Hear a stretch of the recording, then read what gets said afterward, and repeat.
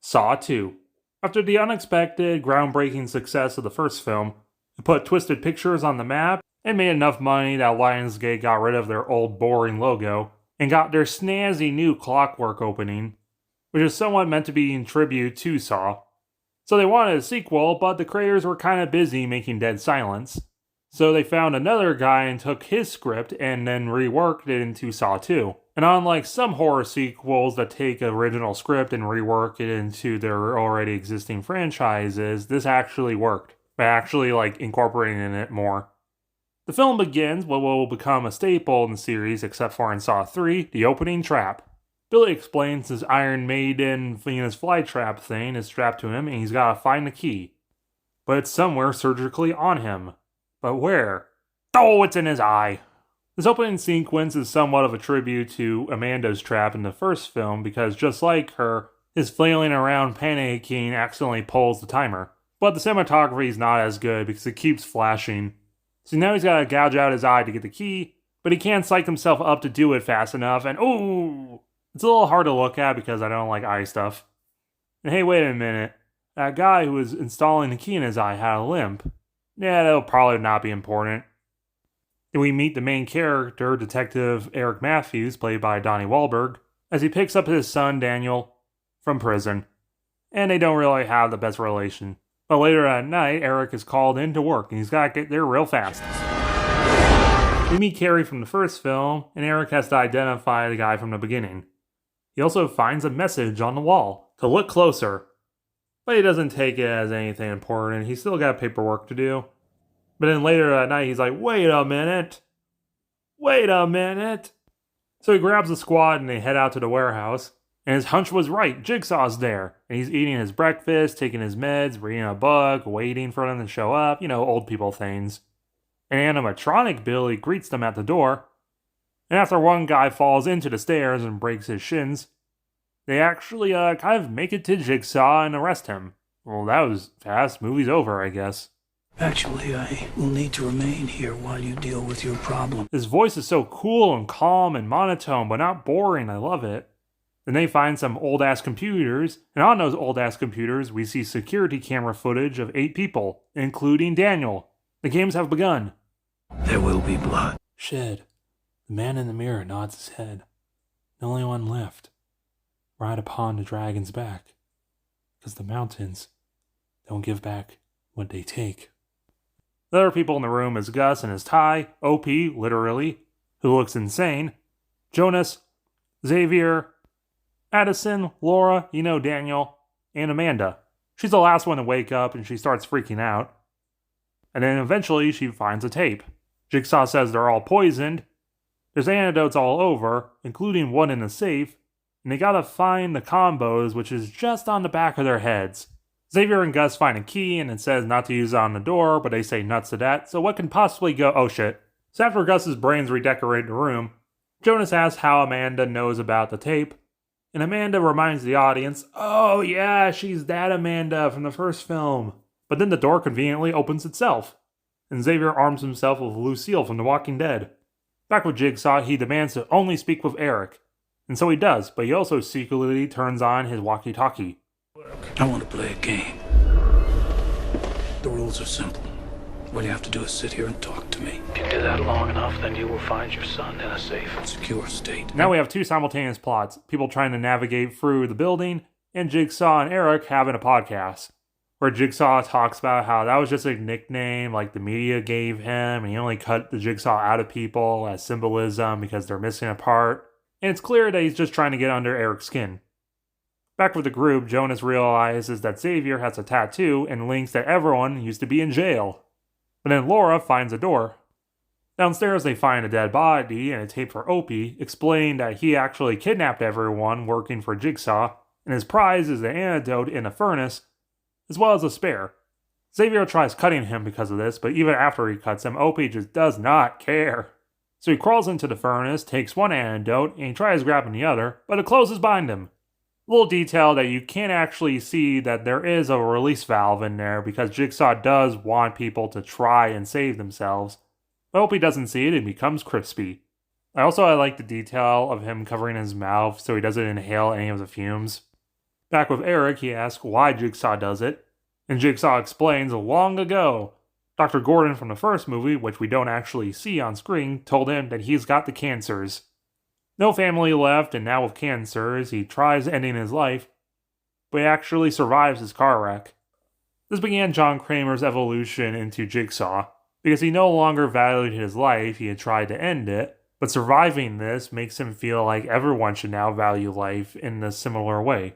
He's still evil and kidnaps people and puts them in near-death situations just to value life, but you understand why he does it. He's not just some blank emotionless creature who does it for fun. And even slowly dying, you can tell that even Eric realizes that Jigsaw has command over the scene. Laura also realizes that everyone's been in jail.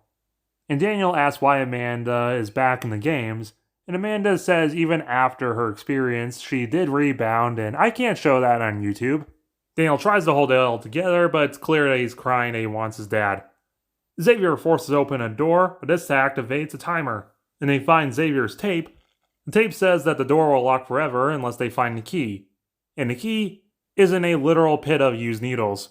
Xavier, not being the nicest guy, then just picks up Amanda and tosses her in. This is probably one of the most simple traps without any heavy machinery and gears going on, but it's also probably one of the most disturbing traps. And you definitely do feel as icky as Amanda feels having a terrible rebound looking for the key. But then she does. But oh, they found it just at the last second. No antidote for you. Back with the cops, Carrie's like, why don't we just destroy the work and make Jigsaw snap that way? We get some flashes of how Eric feels at this frustrating moment, so he does it. How'd you get your conviction without all this evidence? Ah man, good point actually. That was kind of a dumb idea. And I like he didn't even flinch when he saw all the papers getting torn up. Also, he definitely knows he's being recorded and tells the cops to look in one of the drawers, and they pull out some files. And they're all files about the people in the building. And Eric apparently planted the evidence on them. How exactly Jigsaw got all this will probably be explained in like 5 movies. Xavier goes back to the safe and tries putting in random numbers, until he sees the back of Gus's head, and he realizes, oh, just on the back of their heads, the numbers for the code is on the back of their necks. Man, Jigsaw, you so cray-cray. Jonah sees this, and then Xavier and him fight. Back with the rest, they find a very bad photoshopped photo of Daniel and Eric, revealing to everyone that they're related, and Laura succumbs to the poisoning. Honestly, she was kind of a pointless character who didn't do anything except for lean against walls. Honestly, she could have been killed like Gus did and nothing would have changed. But then everyone has to run because Xavier's coming. Then finally, thanks to all Jigsaw's teasing, Eric finally snaps and lays hands on Jigsaw. A certain set of viewers might see this as frontier justice, but in reality, this is an angry cop laying hands on a cancer patient. Back at the house, Addison sees a tape, but then she also sees some antidote, so she goes for it. She then sticks her other hand in there to get the antidote, but she just spills it everywhere and now she's trapped. I like the cinematography of the blood and the light. And if you actually pay attention, there is a lock in the cage. So if she actually did play the tape, she probably could have found a key and not die stupidly. Xavier comes in, checks her number, and just leaves her. Amanda and Daniel team up to get away from Xavier. Eric puts a gun into Jigsaw's mouth and he says game over. So he takes him to the warehouse, and Jigsaw references Last House on the Left. At the warehouse, Eric just leaves Jigsaw in the car. Amanda notices the weird blood patterns, and they push the safe out of the way, finding a trapdoor. In reality, these two scrawny guys could no way in hell lift that safe, but movie. The SWAT team also goes to the warehouse, but it's weird because there's no change in the footage. Amanda and Daniel are running, and they open a door to reveal the bathrooms from the first film, including Gordon's foot, Adam's body, and Zeb's body. Honestly, was a pretty surprising twist. Eric makes it to the trapdoor, but Xavier did too. Amanda says that Daniel's dead, and tells Xavier he still doesn't know his number, and luckily instead of doing something nasty to Amanda, he just cuts the skin off the back of his neck, and then literally shoves it into his pocket.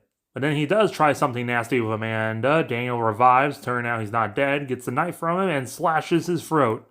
The SWAT team's still looking around, but they're still not on camera. Then they find some more old-ass computers, and it turns out that the live footage was not live at all. Eric makes it into the bathroom and he finds a figure that was a pig mask, and he drugs him. And then a timer goes off, and Daniel wakes up in a safe. Oh, when Jigsaw says he'll find his son in a safe state, he literally meant a safe. Man, Jigsaw, you so wacky. In English language, you're also so wacky. Which also means that Eric just literally had to sit down and listen to Jigsaw talk. If he literally just would have waited, he would have had his son and arrested Jigsaw. But instead, he let his emotions get the better of him, and now he's locked up in the bathroom with his stuff out of the way, except for a tape. Hello, Eric. You probably don't even remember me, but you changed my life. Which is like twist number 4 at this point. That Amanda was working with Jigsaw this entire time, and she shows up to recreate the ending of the last film. Game over. I'll fucking kill you! Final body count? 9.